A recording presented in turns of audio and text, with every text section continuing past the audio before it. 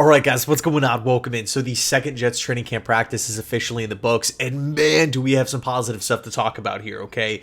First things first, though, let's start with the news that came out early in the morning. The Jets went out and signed former Northwestern quarterback Ben Bryant to a contract. Now, this is somebody who actually posted nearly identical to a 2-to-1 TD to INT ratio back in school.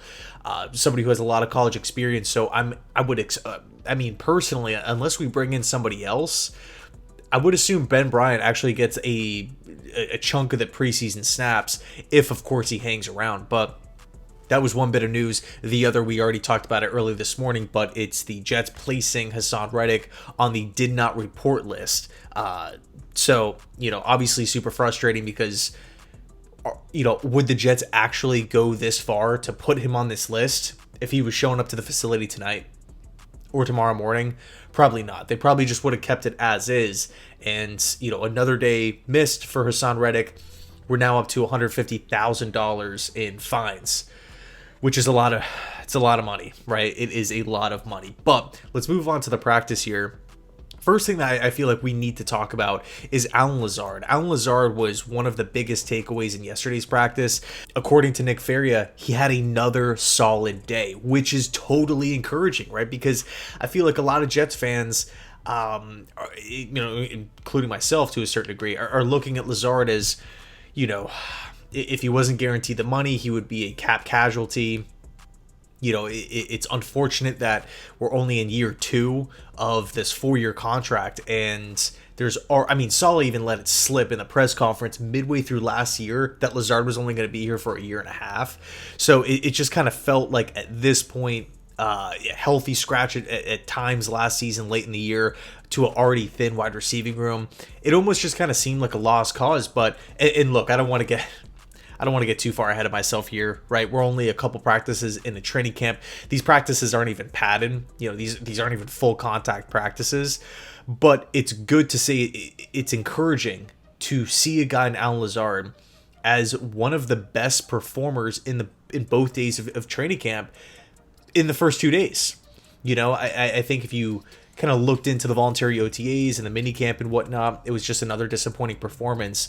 But look, if Allen Lazard can, again, I don't want to get too far ahead of myself here, but just kind of putting myself in the positive hypothetical, the optimistic hypothetical, if Lazard can contribute this season, catch 40 passes, 35 catches or something like that would be sweet, as that fourth option. I would assume behind Garrett, Mike Williams if he's healthy, and then the combination between Xavier Gipson and Malachi Corley, Lazard kind of comes in as that fourth option.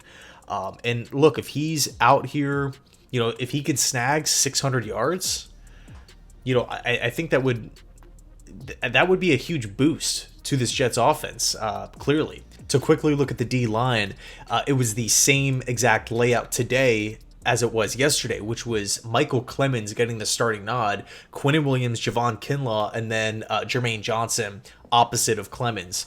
So, we talked a little bit about the Will McDonald situation yesterday. I don't necessarily think this is like some sort of indictment or where exactly the Jets view Will McDonald.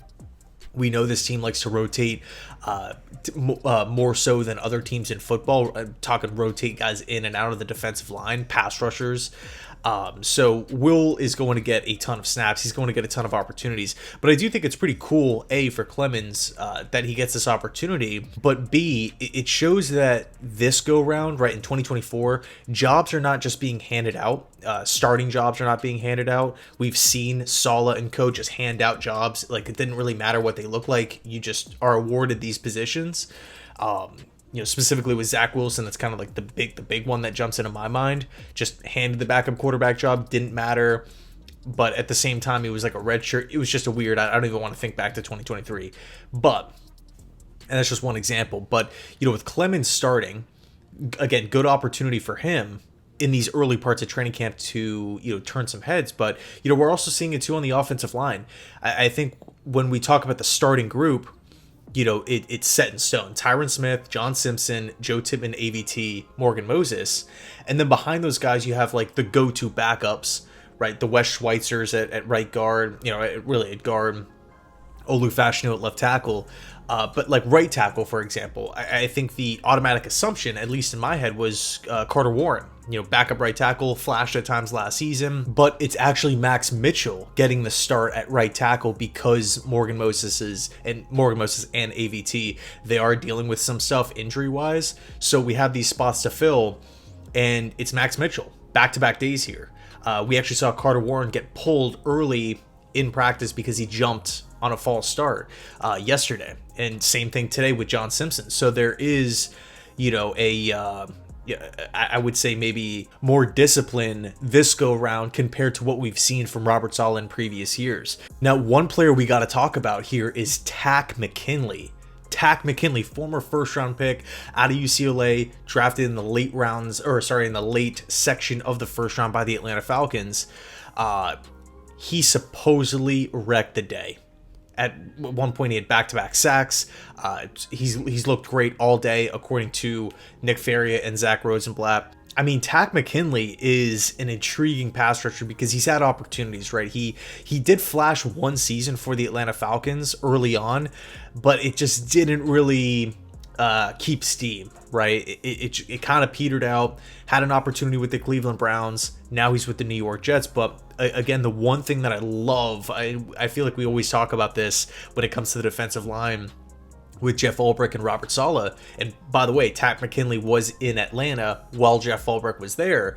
But they have a reputation of putting guys in a position to have success. Guys seem to grow. Guys seem to have awesome seasons. In a case of like Quentin Williams, best season of his career under Saleh. Quentin Jefferson, best season of his career under Robert Saleh. Jermaine Johnson is developing, right? I think it's a pretty safe bet. I guess maybe the jury's still out on Will McDonald, but look, I think he's going to be a productive player. Carl Lawson is the only one that didn't work out, but he missed so much time due to injury. So, if you're looking at a guy in Takk McKinley, first round potential, high upside guy, despite him not really putting it all together up to this point. Look, if he could come in as a rotational pass rusher, and get a handful of sacks, 4.5 sacks this season, that is a huge find for Joe Douglas and this team. It frankly is, right? Whenever you can find diamonds in the rough like this. And I've always, dating back to when I was a little kid, I've always liked when, specifically the Jets here, but when teams take a flyer on these former first-round picks that didn't really work out in their first handful of years for whatever it may be, right? Scheme fit, just poor production, game is too fast, injuries, falling out with the coaching staff, whatever it is, because they have potential. Chances are with most first-round picks, right, we see busts every draft, but nobody, on draft night, there's, again, most of the time, all of these players that are getting selected in the first round have first-round grades by multiple teams, or if not a first round, a second round. Nobody has a fourth or a fifth or a seventh round draft grade on people that are on players that are getting picked in the first round. So in other words, you could tell these players have tools, especially when multiple organizations view them as first round caliber players. And Takk McKinley is one of those players. So, talk about making an impact, right? At a premier position, day 2 of Jets practice, day 3 total, day 2 of Jets practice. Takk McKinley's out here making noise. Let's go. As far as the Aaron Rodgers, Garrett Wilson connection, today it was apparent, right? It was fully on display. Supposedly those guys made tons of plays, and DJ Reed supposedly had a tough time guarding Garrett Wilson. But my counter argument would be, who does have an easy time guarding Garrett Wilson? He's one of the best young wide receivers in football. So it's good to see that the faces of the franchise, if you will, the Sauces, the Breece Halls, Jermaine Johnsons, Garrett Wilsons, the Aaron Rodgers, these guys they're performing. Nobody's disappointing, right? And look, again, 2 days into training camp, how much can really go down? But, it's such a positive sign. Such a positive sign. I think, really from top to bottom, this was a fantastic day. The only negative was, and Saleh just got done talking in his press conference and addressed it, Xavier Gipson supposedly limped off in the end of practice. I was hoping that Saleh would pop on his presser and say, yeah, little tweak, something minor, but he does not have a timetable. So I guess we're just going to have to sit here and wait for some bit of news. But in any case, let me know your thoughts down below in the comment section. Thanks so much for watching. And as always, go Jets.